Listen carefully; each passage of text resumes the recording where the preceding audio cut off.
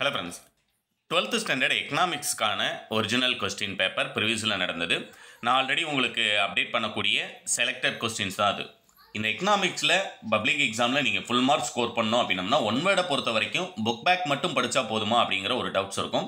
கண்டிப்பாக இந்த question paper நீங்கள் டவுன்லோட் லிங்க் டிஸ்கிரிப்ஷனில் கொடுக்குறேன், நீங்கள் டவுன்லோட் பண்ணிக்கலாம். ஆல்ரெடி இம்பார்ட்டன்ட் கொஸ்டின் உங்களுக்கு அப்டேட் பண்ணியிருக்கேன். ஒன் வேர்டை பொறுத்த வரைக்கும் 20 ஒன் வேர்டுக்கு உங்களுடைய புக்கில் இருக்கக்கூடிய 12 சாப்டர், ஒரு சாப்டருக்கு 20 ஒன் வேர்டு கொடுத்துருப்பாங்க. மொத்தம் 240 ஒன் வேர்டு படிச்சிருந்தீங்க அப்படின்னம்னா எக்கனாமிக்ஸை பொறுத்த வரைக்கும் 19லேருந்து 20 ஒன் வேர்டுமே புக் பேக் மட்டும்தான் கேட்பாங்க.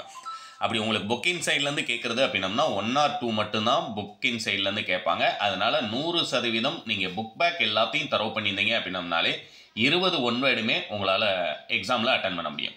அடுத்ததாக உங்களுக்கு மோஸ்ட் இம்பார்ட்டன்ட் அப்படின்னம்னா 2 மார்க் கொஸ்டின். இது ஏன் செலக்டட் கொஸ்டின் சொல்கிறேன் அப்படின்னம்னா மினிமம் நீங்கள் படிக்க வேண்டிய இம்பார்ட்டன்ட் கொஸ்டின் எந்தெந்த சாப்டரில் படிச்சிருப்பீங்களோ அது எல்லாமே இதில் இருக்கும். அதனால் வீடியோவை ஸ்கிப் பண்ணாமல் பாருங்கள்.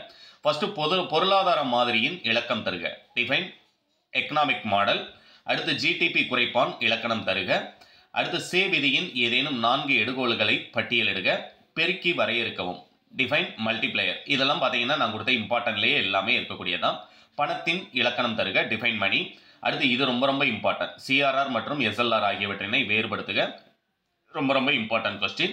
அதுமாதிரி அயல்நாட்டு செலுத்து நிலை பற்றி நீவிர அறிவது யாது? எங்கு மற்றும் எப்போது சார்க் தலைமை அலுவலகம் தொடங்கப்பட்டது? இந்த சார்க்கு, பிரிஸ்க்கு இது எல்லாமே பார்த்தீங்க அப்படின்னம்னா உங்களுக்கு 2 மார்க்லையும் சரி 3 மார்க்லையும் சரி லாஸ்ட் இயர் நமக்கு 5 மார்க் கொஸ்டினில் கேட்டிருந்தாங்க. அதனால் இம்பார்ட்டன்ட் அப்படிங்கிறத ஞாபகத்தில் வச்சுக்கோங்க. அதுமாதிரி பொருளாதார முன்னேற்றத்தின் சமூக குறியீடுகளை பட்டியலிடுக. விவரிக்க புள்ளியியலுக்கும் உய்த்துணர்ப்பு புள்ளியியலுக்கும் உள்ள வேறுபாடுகளை எழுதுக. கம்பல்சரி கொஸ்டின் லாஸ்ட்டில் இருக்கக்கூடிய ஸ்டாட்டிஸ்டிக்ஸ்லேருந்து நமக்கு கேட்டிருக்காங்க. அடுத்தது பார்த்தீங்க அப்படின்னம்னா சமத்துவத்தின் குறைகளை கூறுக, 3 மார்க் கொஸ்டினில். அதுமாதிரி காரணி செலவில் NNP குறிப்பு வரைக. அடுத்து தொகுநிலை தேவை என்றால் என்ன, அதன் கூறுகளை. இது ரொம்ப ரொம்ப இம்பார்ட்டன்ட். அதுமாதிரி தன்னிச்சையான முதலீடு மற்றும் தூண்டப்படுகின்ற முதலீடு ஆகியவற்றை வேறுபடுத்துக. இந்த டிஃபரன்ஸ் கொஸ்டின் பொறுத்த வரைக்கும் நான் எல்லாமே அந்த இம்பார்ட்டன்ட்டில் கொடுத்துருப்பேன். அது எல்லாத்தையுமே நீங்கள் புக்கில் இருக்கக்கூடிய வேறுபடுத்துக கொஸ்டின் எல்லாத்தையுமே ஒரு தடவை தரவு பண்ணிக்கோங்க. அதுமாதிரி தேவை இழப்பு மற்றும் செலவு உந்து பணவீக்கத்தினை விளக்குக. இதை விட ரொம்ப இம்பார்ட்டன்ட்னா 36ல் இருக்கக்கூடிய நபார்டின் பணிகள் யாவை?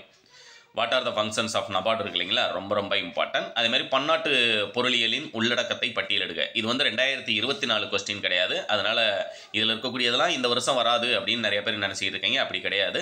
அதுமாதிரி பிரிக்ஸ் மாநாடு 2018 நிகழ்ச்சி நிரல் பற்றி எழுதுக. ரொம்ப ரொம்ப இம்பார்ட்டன்ட். ஆல்ரெடி அந்த 2 மார்க் சொல்லும் போதே சொல்லியிருந்தேன். உங்களுக்கு 3 மார்க்லையும் கேட்பாங்க, 2 மார்க்லையும் கேட்பாங்க, 5 மார்க்லையும் அந்த சார்க் அண்ட் பிரிக்ஸ் ரொம்ப ரொம்ப இம்பார்ட்டன்ட் அப்படிங்கிறத ஞாபகத்தில் வச்சுக்கோங்க. அதுமாதிரி புள்ளியியலினுடைய பணிகள் ஸ்டாட்டிஸ்டிக்ஸ்லேருந்து கேட்டிருக்காங்க. அதுமாதிரி கம்பல்சரி கொஸ்டினில் சரத்து 269 படி மத்திய அரசால் விதிக்கப்பட்டு வசூலிக்கப்பட்டு மாநிலங்களுக்கு ஒதுக்கக்கூடிய வளங்கள் எவையேனும் 3 பட்டியலிடுக அப்படிங்கிறது கேட்டிருக்காங்க. அடுத்து 5 மார்க் கொஸ்டினில் இந்த வருஷம் பப்ளிக்கில் எதெல்லாம் கேட்கறதுக்கு 100% வாய்ப்பு இருக்குது அப்படிங்கிறது சேர்த்தே சொல்லிடுறேன். வீடியோவை ஃபுல்லாக பார்த்துருங்க. முதலாளித்துவம், சமத்துவம் மற்றும் கலப்புத்துவம் இவற்றின் தன்மைகளை ஒப்பிடுக. ஃபர்ஸ்ட் லெசனில் இருக்கக்கூடியது ரொம்ப ரொம்ப இம்பார்ட்டன்ட். நான் ஆல்ரெடி சொல்லியிருந்தேன், உங்களுக்கு வேறுபடுத்துக கொஸ்டின் எல்லாத்தையுமே தரவு பண்ணிக்கோங்க. உங்களுக்கு எக்ஸாமில் 100% கேட்கறதுக்கு வாய்ப்பு இருக்குது அப்படிங்கிறது. அதுமாதிரி தேசிய வருவாயை கணக்கிடும் பல்வேறு முறைகளை விளக்குக. இது ரெண்டுமே ரொம்ப ரொம்ப இம்பார்ட்டன்ட், ஞாபகத்தில் வச்சுக்கோங்க. அதுமாதிரி வேலையின்மையினுடைய வகைகள்.